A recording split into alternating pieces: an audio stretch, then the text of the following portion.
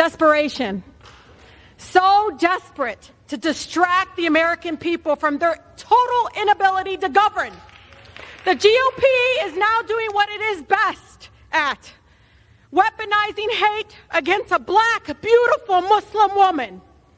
Congresswoman Omar's lived experience as a refugee and a child of survivor of war should be welcomed on this committee. It is needed. When you can't pass any bills that actually improve the people's lives, they turn Congress into a place of fear-mongering hate. It is so painful to watch. How ironic that the so-called lovers of personal freedom are now moving to censor Congresswoman Omar in the same week they introduced a bill to ban federal employees from engaging in censorship. Where are the free speech warriors today? The hypocrisy is obvious to the American people. You are showing who you all are, really. The gentlewoman's time has expired. Omar will not be silenced. The gentlewoman's time has expired. To Congresswoman Omar, I am so sorry, has expired. That our country is failing you today through this chamber. You belong The gentlewoman is no longer recognized, and the gentleman from Mississippi is recognized.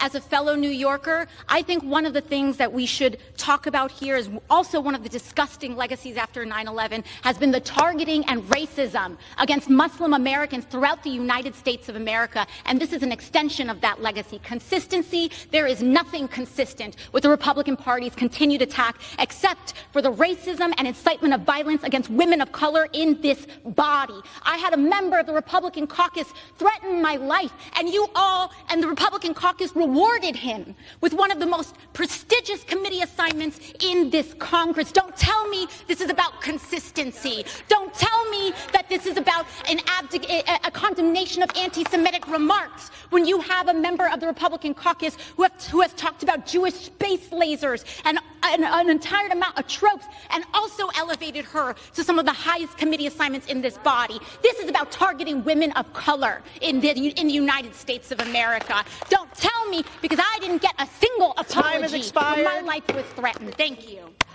I rise in opposition to the rhetoric and resolution from across the aisle, our colleagues who seek to make history for all the wrong reasons.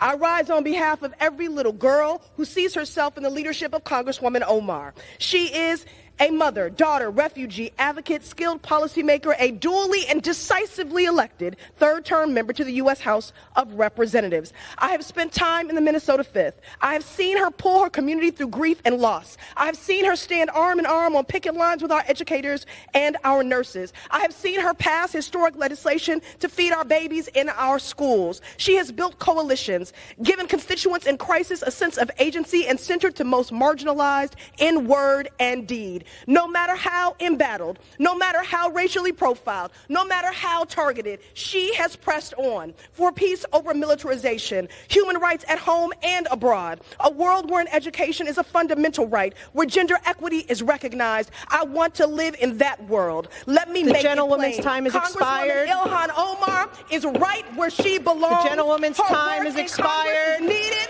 on the Foreign Affairs Committee.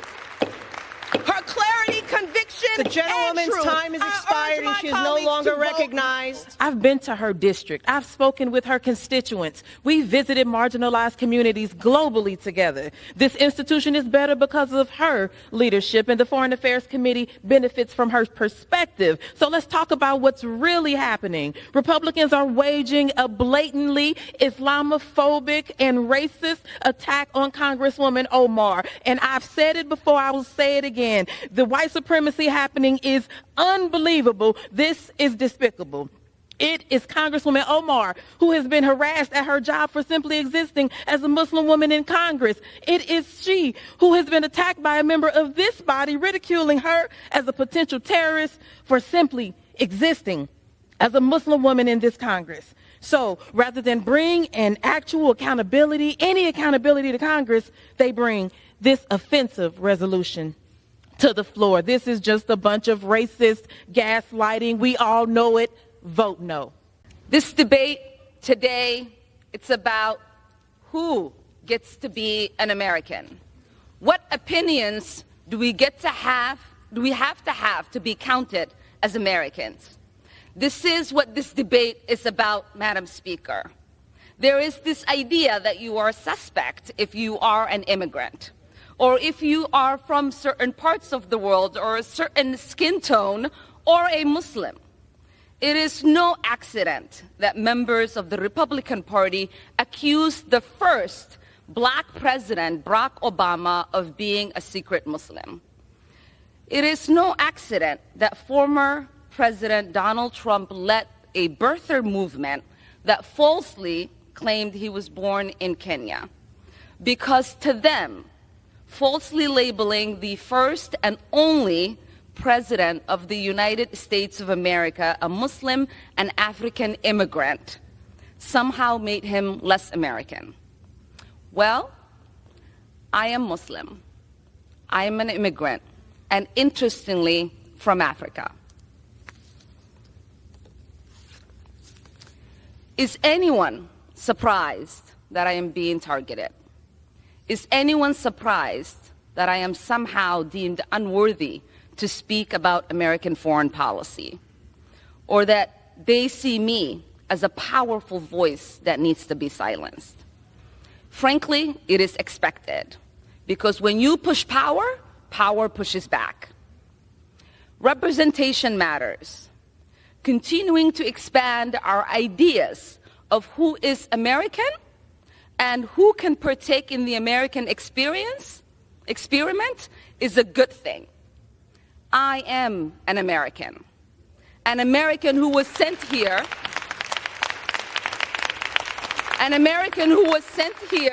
by her constituents to represent them in Congress, a refugee who survived the horrors of a civil war, someone who spent her childhood in a refugee camp, someone who knows what it means to have a shot at a better life here in the United States, and someone who believes in the American dream and the American possibility and the promise and the ability to participate in the democratic process.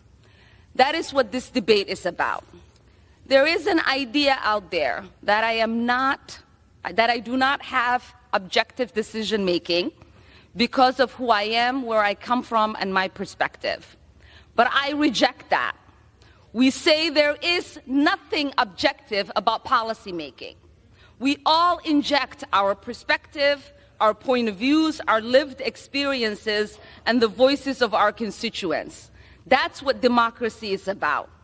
So what is the work of the Foreign Affairs Committee? It is not to co-sign the stated foreign policy of whatever administration is in power. It's about oversight. It's to critique and to advocate for a better path forward. But most importantly, it is to make the myth that American foreign policy is intrinsically moral a reality. So I will continue to speak up because representation matters. I will continue to speak up for little kids who wonder who's speaking up for them. I will continue to speak up for families around the world who are seeking justice, whether they are displaced in refugee camps or they are hiding under their beds somewhere like I was, waiting for the bullets to stop.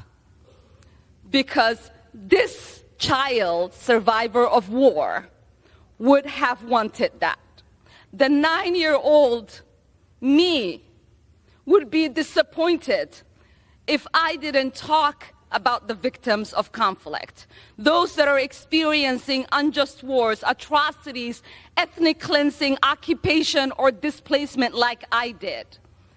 They are looking to the international community and the United States, asking for help. They look to us because the international community and the United States profess the values of protecting human rights and upholding international law. So we owe it to them not to make this a myth, but a reality. I didn't come to Congress to be silent. I came to Congress to be their voice. And my leadership and voice will not be diminished if I am not on this committee for one term. My voice will get louder and stronger, and my leadership will be celebrated around the world as it has been. take your vote or not, I am here to stay, and I am here to be a voice against harms around the world and advocate for a better world. I yield back.